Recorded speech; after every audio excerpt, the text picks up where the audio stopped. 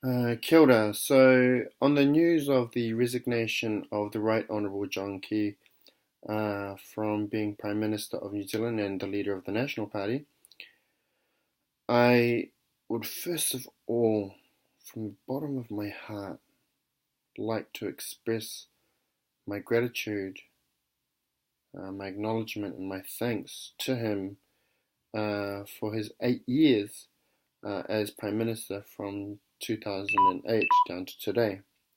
It's very important that I acknowledge the incredible work done in treaty settlements, uh, the wealth and the width, the breadth of reforms across education, many of which I've been in support of, the breadth of reforms across social services,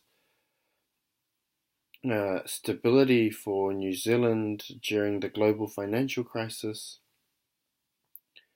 and just being, as we all know, the most popular prime minister in a generation, in living memory, in fact.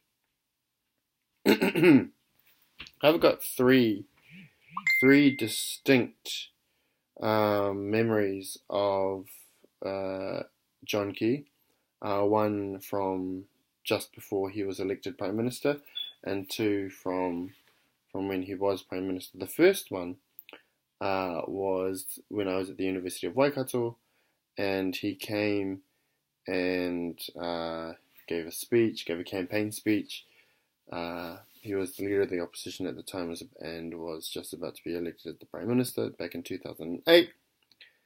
The second memory is when he gave a speech at a LDS church, I think in 2014, 2013, and that was a time when I actually got a photo with him, thanks to Claudette Hauiti.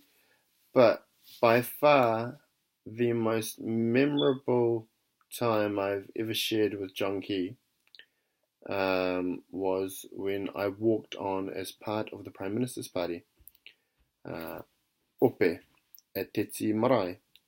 I think that was 2014. Yeah, just after. No, sorry, just before the year of the 2014 election. Yeah, and walking on with him. So this is before he was elected for a third term as Prime Minister. I'm walking on with him. I had Jenny Shipley there. There was, I think, the Minister of Education. There was the Minister of Treaty Settlements, the Minister of Māori Affairs at the time, many others in this ope, and the haka of going on with the Prime Minister's ope onto Tetsi Marae, the marae of the motu. And I look over to Dame Jenny Shipley, who said this is what leadership is. And I couldn't help but think that this is the mana accorded to this man, to John Key. Not so personal, but a favoured memory after that was the National Party campaign launch that my good friend Simeon Brown invited me to, and how just the whole crowd at that campaign launch in 2014 was on their feet as the leader of the National Party came into that campaign launch. It was just so powerful. Again, you can feel the mana of this man. And that's, while I'm shaken and while I'm shocked, I'm very clear about his mana. I'm very clear about his mana.